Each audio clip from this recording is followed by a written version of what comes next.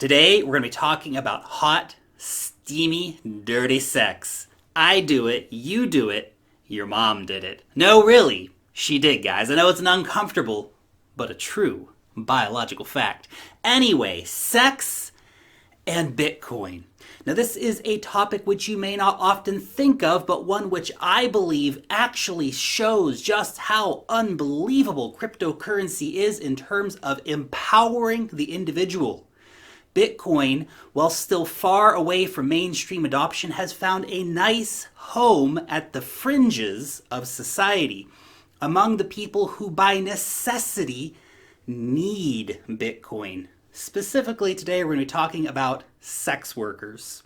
Now, this is a study of the power of Bitcoin to enable those who are most disenfranchised by modern society. Now, I want to preface this discussion of sex and Bitcoin with a quick comment on the morality of selling sex for money. In general, society takes a rather prudish stance towards the whole affair of selling sex for money, and the idea that selling sex is largely illegal in many places around the world, despite it being a thriving industry in every single country on the face of the planet. In fact, I'm not actually interested in discussing at all the morality of what two consenting adults choose to do with each other. And unless you are one of the two adults in that situation, then I'm sorry, but your opinion doesn't really matter either. And yet, moralistic governments pushed on by prudish citizens continue to pass legislation that is inherently unrealistic and fundamentally anti-human. They pass legislation that criminalizes sex work and forces the sex workers to the fringe of human society. And this is where Bitcoin comes in.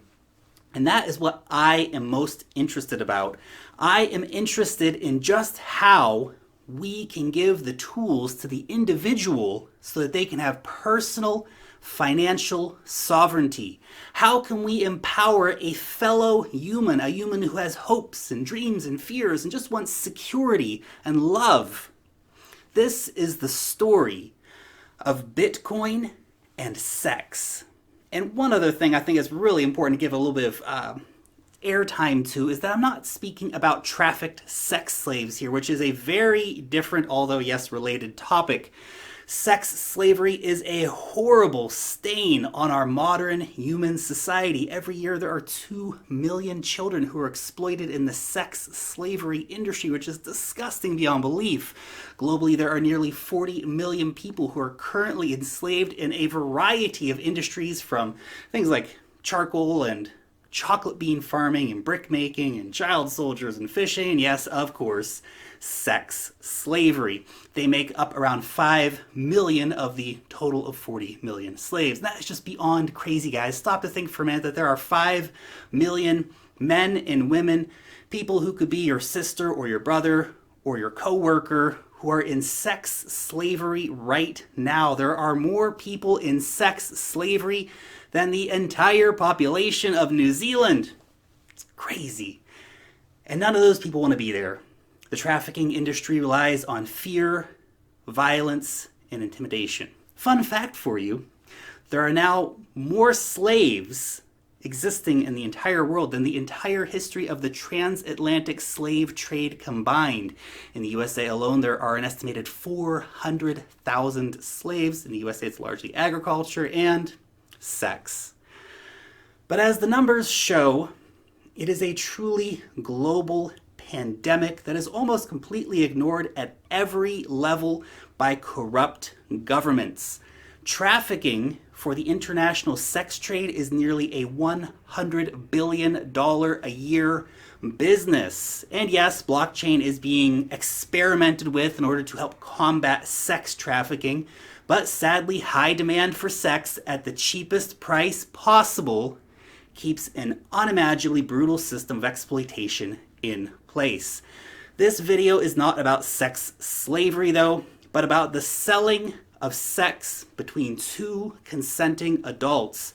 However, if anything I have just said shocked you, then I would encourage you to donate to one of the charities like Operation Underground Railroad or Lyft International. Both are awesome organizations that are fighting the plague of sex slavery.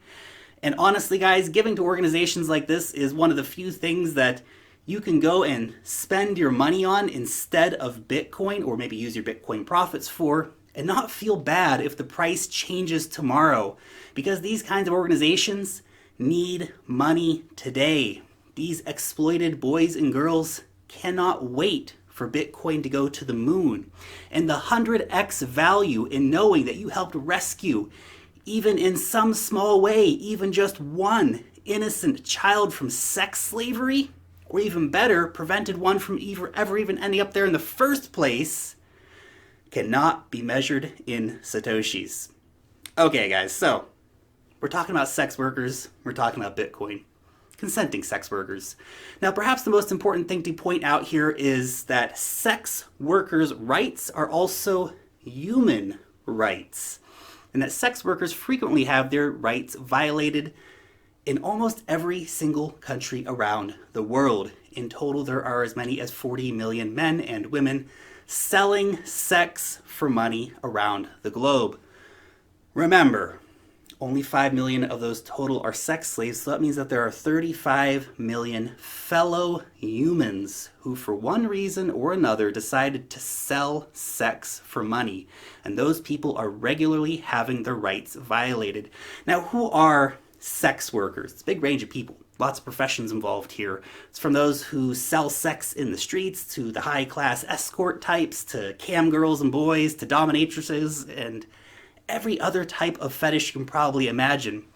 Now, sex workers frequently experience online discrimination, having things like their Airbnb accounts suspended, their PayPal shut down, they're banned from advertising on a whole variety of platforms, as well, of course, as more real-world discrimination against sex workers and things like access to goods and services. Simple things like being able to get a power hookup or an internet connection can be incredibly difficult. Housing and accommodation are another massive problem for sex workers. Employment opportunities outside of sex work, because of the stigma, are very difficult, and justice is definitely not there for them.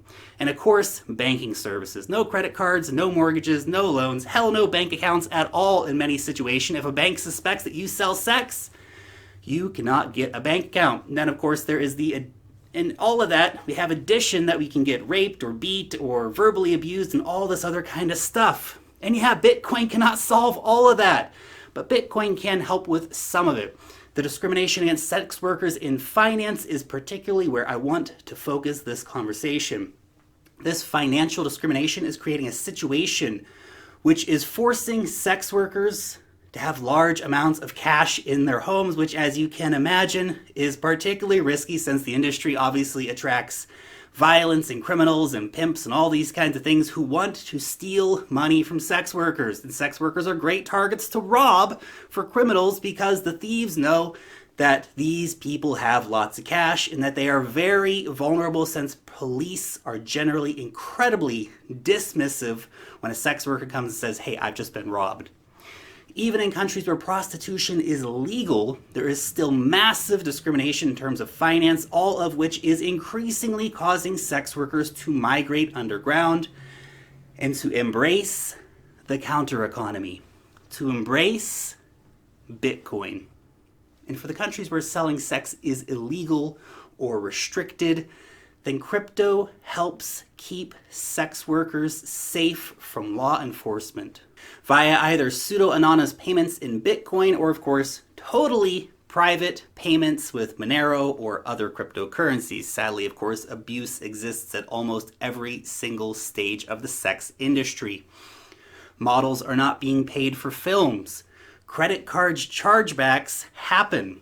Cash is stolen, etc., etc., etc. Now, to quote Lee Kuhn, who is a reporter for CoinDesk, she said, "Anyone who says that crypto doesn't have a real use case has not been talking to sex workers." The first big catalyst for crypto in the sex industry was way back in 2015 when Visa and MasterCard pulled their services from Backpage, after which sex workers using the site were forced to switch to crypto. Bitcoin, Dogecoin, and Litecoin became the only forms of payment that could practically be used on Backpage. Now, can we just take a moment there to appreciate the reality that someone paid for sex using Dogecoin? Frickin' Dogecoin, guys. Now, for sex workers, of course, there are big advantages using crypto over using cash. First, they are actually in control of their own money. Banks won't give them accounts, so they get to be their own banks. And even if a bank does give them an account, they might shut it down. So again, they are in control of their own money. Bitcoin is nowhere near as easy to steal as cash is either. Pimps and brothels and police and governments, all kind of the same thing actually. They all try to get money from sex workers. Holding their funds in Bitcoin or another crypto makes it incredibly difficult for these players to steal their money. And that's just a basic use case. What about the possibility to access decentralized financial products so that sex workers can enjoy the tools of finance like other humans can?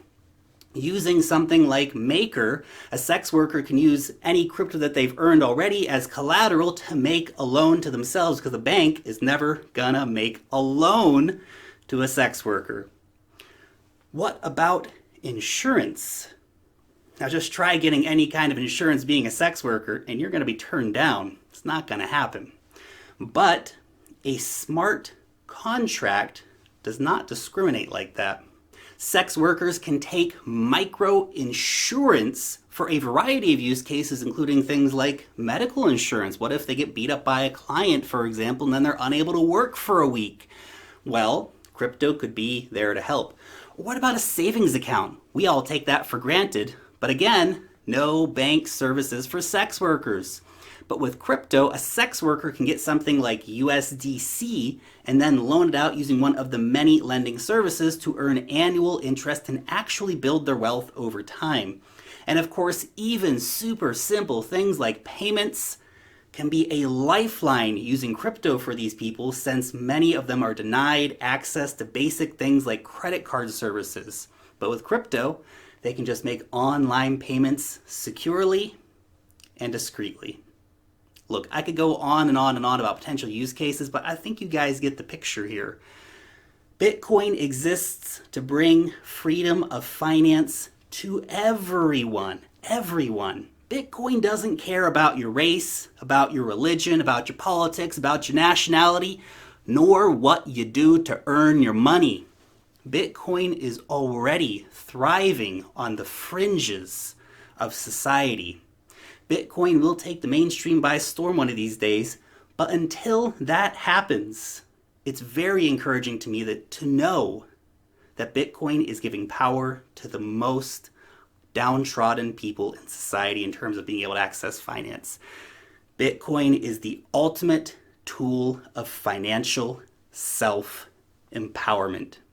It's very exciting. That's just one use case from one group of people. You can apply that right across the board to a whole range of other professions and people doing things that the state may or may not approve of. Bitcoin is here for everyone, whether you like what that person does or not. Anyway, guys, just my thoughts. You will let me know what you think about this down below in the comment section. As always, I super value you guys' opinions, so I'd really love to hear what you think on this story. And of course, thank you so much for taking the time out of your day to come over here and check out this video. And of course, if you're new around here, make sure to subscribe to the channel, click on that bell to know when I put out a new video, hit that thumbs up button if you did enjoy this one. Long live the blockchain, and peace out till next time.